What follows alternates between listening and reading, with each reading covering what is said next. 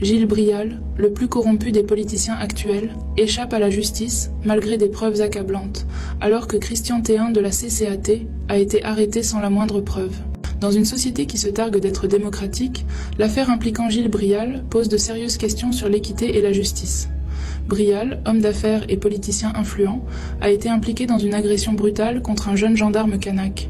Le jeune gendarme, reconnu pour son engagement envers sa communauté, se trouvait avec des membres de sa communauté kanak dans une zone de rencontre habituelle, un endroit où ils se rassemblent pacifiquement. Il ne s'agissait en aucun cas d'émeutiers. Alors qu'il marchait à côté de ce groupe, Gilles Brial et ses complices l'ont abordé. Brial, en voyant le gendarme en compagnie des Kanaks, a immédiatement tiré des conclusions hâtives basées sur l'appartenance ethnique du groupe. Bien que le gendarme ait présenté ses papiers d'identité et expliqué être en civil, Brial et ses associés ont refusé de le croire et l'ont accusé d'être un indépendantiste. Malgré les explications du gendarme, la situation s'est rapidement envenimée. Brial et son groupe ont commencé à l'insulter et à le provoquer, le traitant d'indépendantiste. La dispute verbale a dégénéré en agression physique.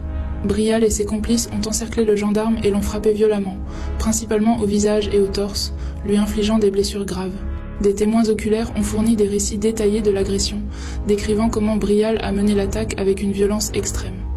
Des enregistrements vidéo de caméras de surveillance situées à proximité ont capturé l'incident, montrant clairement l'implication de Brial. Les rapports médicaux ont confirmé que les blessures subies par le gendarme sont compatibles avec les coups décrits par les témoins. Malgré les preuves accablantes contre lui, Gilles Brial continue de réfuter son implication dans l'agression du jeune gendarme kanak. En dépit des enregistrements de vidéosurveillance montrant clairement Brial frappant le gendarme, il persiste à nier les faits. Il a même accusé les journalistes de NC Première d'être des indépendantistes, cherchant à le discréditer. Ces accusations soulèvent des questions sur la santé mentale de certains loyalistes, qui semblent prêts à ignorer des preuves évidentes pour défendre leur cause. Les vidéos de surveillance ne laissent aucun doute sur la participation de Brial à l'agression, et il est crucial de comprendre que le fait d'être loyaliste ne constitue pas un passe-droit pour échapper à la justice. L'état de droit doit s'appliquer équitablement à tous, indépendamment des affiliations politiques. L'absence de poursuites judiciaires contre Gilles Brial, malgré l'agression d'un gendarme et des preuves vidéo accablantes, illustre bien l'état de la justice en Nouvelle-Calédonie. Cet incident démontre que le système judiciaire est profondément corrompu.